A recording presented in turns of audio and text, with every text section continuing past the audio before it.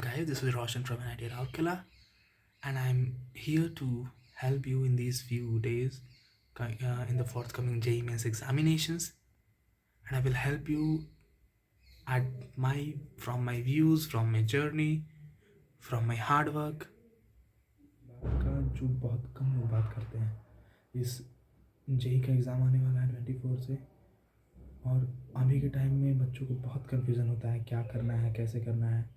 तो मैं इस फेज से पहले गुजर चुका हूँ, तो मैं आज आप लोगों के लिए इन कुछ दिनों में कुछ ऐसे प्रोडक्टिव चीज़ें बताने जा रहा हूँ जिससे आपके scores maximum to 50 to 60 marks बढ़ सकते हैं।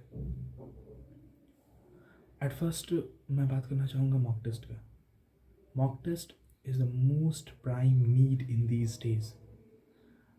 You have to believe that in these days मैंने खुद रोज जेई मेंस के 2 मॉक टेस्ट लिखता था, सुबह 9 से 12 और 3 से 6, ताकि मेरा किसी भी स्लॉट में पड़े तो कोई दिक्कत नहीं हो। पहला रीज़न। दूसरा, मेरा माइंड हर एक कंडीशंस को अडॉप्ट कर पाए। जितनी ज़्यादा सिचुएशंस में मैं जा पाऊँगा एग्ज़ाम्स के दौरान, कभी फिजिक्स टफ आ गया, कभी मैथ्स टफ आ गया, कभी केमिस्ट्री टफ आ गया, तो कैसे डील करना है उनको, हमें वो सीखना होता है। हम अभी तक जितना पढ़ चुके हैं that's our maximum, we are just revising now.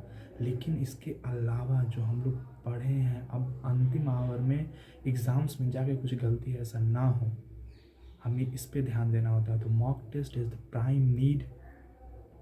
मैं तो मॉक टेस्ट रोज़ दिया करता था, अभी 2 स्लॉट में, पर ये आप पे डिपेंड करता है। There are many types of students, there are 3 types of students. One who are जो अभी से सिर्फ 1-2 महीने से तैयारी चालू किए हैं, कुछ ऐसे स्टूडेंट्स होते हैं जो लगभग 6 महीने से करते हैं, कुछ ऐसे भी होते हैं जो पिछले 2 साल से कर रहे हैं, पिछले 1 साल से कर रहे हैं। तो पिछले 1-2 साल वालों के लिए मिनिमम इन दिनों up to 20 mock test are necessary, main need, ताकि आपको मेन डे पे कुछ अलग फील ना हो, कैसा ही पेपर आ जाए। उसके बाद जो बच्चे पिछले 1-2 महीने चालू किए हैं, उनको मिनिमम 5 तो देना ही चाहिए लास्ट स्टेज में, कि हाँ एक बार आइडिया लग जाए कैसा होता है। और जो पिछले 6 महीने से कर रहे हैं, 10 तो दे के ही जाओ भाई, क्योंकि बिना 10 दिए तुम 6 महीने की तैयारी तुम्हारी पूरी उतर ही नहीं पाएगी पेपर में। वहाँ पेपर में जाके एकदम काम रहना होता है कि जो आते हुए क्वेश्चन ना छूटे ना गलती हो। सबसे बड़ी इंपॉर्टेंट बात होती है ये चीज़। और third thing, I will going to talk about the sleep cycle. सबसे ज़्यादा इम्पॉर्टेंट सुनना इन दिनों। देखो दोस्तों, मैं ये भी शेयर करने जा रहा हूँ कि मैंने कौन कौन सी गलतियाँ की थी। मैं इन दिनों सिर्फ हार्डवर्क पर ध्यान दिया, पहले वाली जो सिर्फ पढ़ता गया, लिखता गया। लेकिन अभी स्मार्ट वर्क काम करता है। अपने शॉर्ट नोट्स जो बनाए होंगे उनको पढ़ो, या नेट से खोजो फार्मूले, शॉर्ट नोट। जेईई मेंस में फार्मूला बहुत इंपॉर्टेंट है। फार्मूला फिजिक्स में खास करके तो फार्मूला बेस्ड सवाल आते हैं, लेकिन पूरा सिलेबस कवर होता है और बच्चे पूरा सिलेबस ही नहीं कर पाते। ये आपको सबसे पहला पूरा सिलेबस ठीक है नहीं करना, कोई बात नहीं, लेकिन जो पढ़ के जा रहे हो वो छूटना नहीं चाहिए। तो इसके लिए अपने को स्मार्ट वर्क करना है। जो मेरे को आता है एकदम परफेक्ट करके जाना है। जो नहीं आता है, अगर टाइम बचे तो एक बार ऊपर देख के जाना। और ये सच बात है, ऊपर देखे हैं सवाल नहीं बनते हैं। अगर आपका बहुत अच्छा लग हुआ तो बन गए तो बन गया, लेकिन कोई बात नहीं, वो छूटेंगे। लेकिन हम अपन भाई 25 में से कम 16 सवाल तो करके आएंगे, 15-16 सही करके आएंगे ना। नेगेटिव भी नहीं होना है ना, ये बहुत इम्पॉर्टेंट है। और इसके बाद मैं जो बात करना जा रहा हूँ, ये सबसे ज़्यादा इम्पॉर्टेंट है और ये लोग इग्नोर कर देते हैं कि भाई एग्ज़ाम के 15 दिन पहले से ये कर रहे हैं कि भाई रात भर जग रहे हैं, 2 बजे तक 3 बजे तक पढ़े जा रहे हैं। ऐसे नहीं करना होता है। हम लोग अभी तक जो पढ़े सो पढ़े, अब रिवीजन कर रहे हैं ना। अगर पढ़ना भी है कुछ तो भाई दिन में पढ़ेंगे, कुछ टाइम निकाल के। लेकिन अपना स्लीप साइकिल बहुत इंपॉर्टेंट है, क्योंकि प्रोडक्टिविटी यहीं से आती है। आप देखते होंगे बहुत सारे टॉपर्स वो बहुत काम रहते हैं, बहुत पेशेंस रहते हैं। कैसे रहते हैं? क्योंकि उनकी स्लीप अच्छी होती है यार।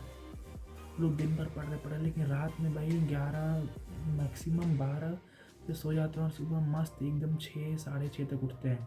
उठ के सुबह थोड़ा बहुत देख लिया, फिर उसके बाद धीरे धीरे अपनी दिन के काम किए और फिर अपना पढ़ रहे हैं। ये इंपॉर्टेंट होता है भाई। हमारे जैसे लोग मतलब मैं तो ऐसा नहीं करता था। मैंने ऐसा ही किया था कि रात में 11 साढ़े 11 बजे तक सो जा, फिर उसके बाद सुबह उठ के थोड़ा पढ़ लेंगे ना यार, 5 बजे से 6 बजे से 7 बजे से पढ़ लेंगे 2 घंटे, जो मेरे को रात में पढ़ना। और रात में मैंने खुद ऑब्जर्व किया है, जैसे जैसे रात होती है अगर रेगुलर पढ़ने से प्रोडक्टिविटी कम होती जाती है।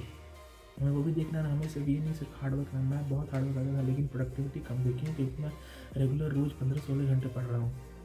रेगुलर 7-8 घंटे पढ़ रहा हूँ, पीठ में दर्द, हाथ में दर्द, उससे कुछ नहीं होता। अपने को हार्ड वर्क करना है विथ स्मार्ट वर्क। और अभी लास्ट दिनों में smart work dominates hard work. जो बंदे स्मार्ट वर्क करते हैं वो आगे निकल जाते हैं हार्ड वर्क करने वालों से इन दिनों में। इसलिए मेरा पर्सनल रिक्वेस्ट है आप ये करो, और बाकी इसके अलावा बाकी भी वीडियोस मैं डालूँगा। अगर ये आप लोग पसंद करते हैं कि मैं अपनी जर्नी शेयर करूँगा, मेरे मिस्टेक्स, मेरे कौन से सब्जेक्ट्स के मेरे जो नोट्स हैं वो भी शेयर करूँगा। अगर आप ये वीडियो लाइक करते हैं तो thank you, meet you soon.